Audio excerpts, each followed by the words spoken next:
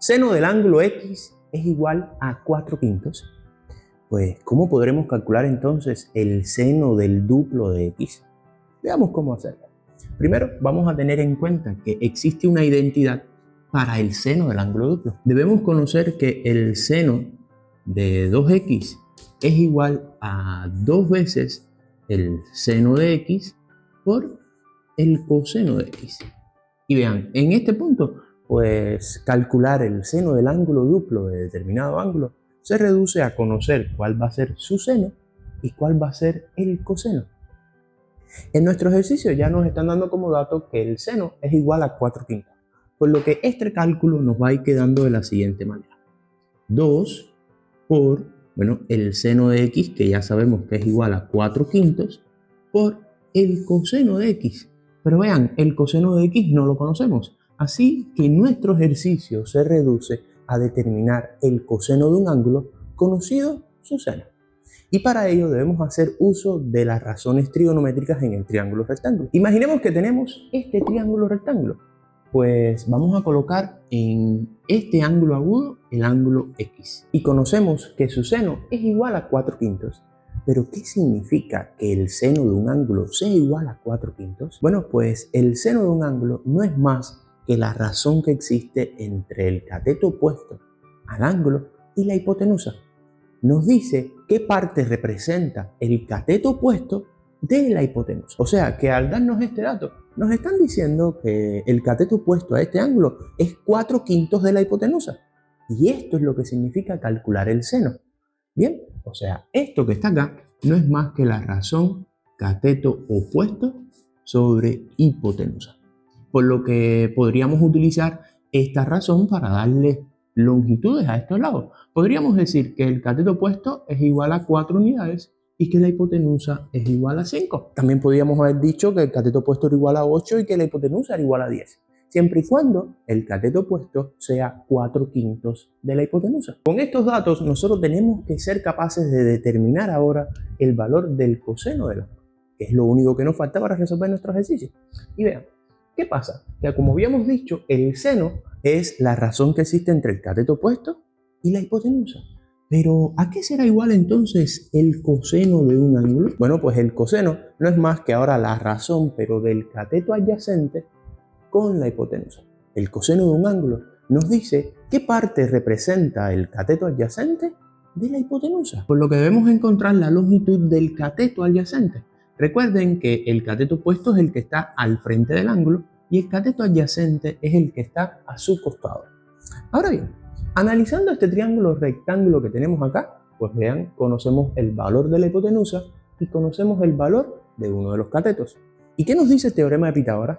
El teorema de Pitágoras nos dice que la suma del cuadrado de los catetos es igual al cuadrado de la hipotenusa. Por lo que, ¿qué número tiene que estar acá para que el cuadrado de este número más el cuadrado de este número sea igual a 5 al cuadrado? Pues nos estamos haciendo una pregunta. Y siempre que en matemáticas nos estemos preguntando por determinado valor, podemos elaborar una ecuación cuya solución no va a ser más que la respuesta a nuestra interrogante. O sea, una ecuación no es más que una pregunta. Yo me pregunto, ¿qué número a elevado al cuadrado más 4 al cuadrado va a ser igual a 5 al cuadrado? Esta ecuación es bien sencilla de calcular. Vean, 4 al cuadrado es 16, 5 al cuadrado es 25. Por tanto, ¿qué número debemos de sumarle a 16 para obtener 25? Pues 9. Esto significa que a al cuadrado va a ser igual a 9. A continuación, pues vamos a resolver esta ecuación. Restamos 9 en ambos miembros, obteniendo como resultado, voy a escribirlo por acá, a al cuadrado menos 9 va a ser igual a 0. Esto que tenemos acá ahora es una diferencia de cuadrado y se resuelve de la siguiente manera. A más 3 por a menos 3 es igual a 0. O sea, hemos factorizado por diferencia de cuadrado. Pues recuerden, una diferencia de cuadrado siempre va a ser igual a la multiplicación de dos expresiones conjugadas. Y estas expresiones conjugadas van a estar conformadas por la raíz cuadrada del primero y la raíz cuadrada del segundo. Acá, ahora tenemos un producto nulo. Y recuerden que un producto es igual a 0 si al menos uno de los factores es igual a 0. Por tanto, las soluciones de esta ecuación van a ser las que hacen 0 a este factor y las que hacen 0 a este factor.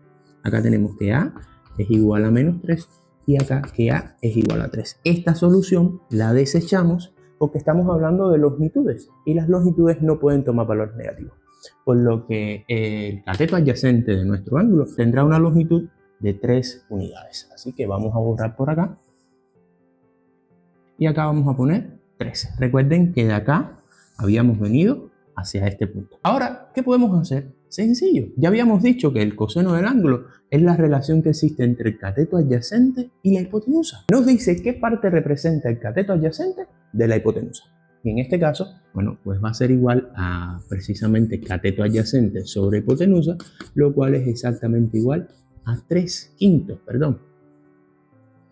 Bien, de esta manera, pues podemos corroborar que el cateto adyacente a este ángulo va a ser las 3/5 partes de la hipotenusa. Pues ahora podemos venir acá, si me permiten, voy a borrar por acá. Y podemos decir que, bueno, precisamente el coseno del ángulo que estábamos buscando es igual a 3/5.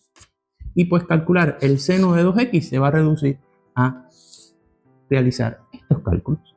Vean, 2 por 4, 8. 8 por 3, 24.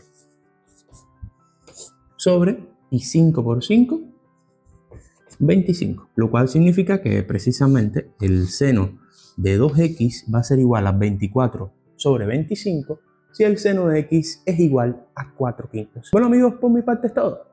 Por acá les dejo otro vídeo que quizás les interese. Si quieres verlo, pues ¿qué estás esperando? Dale click. Chao.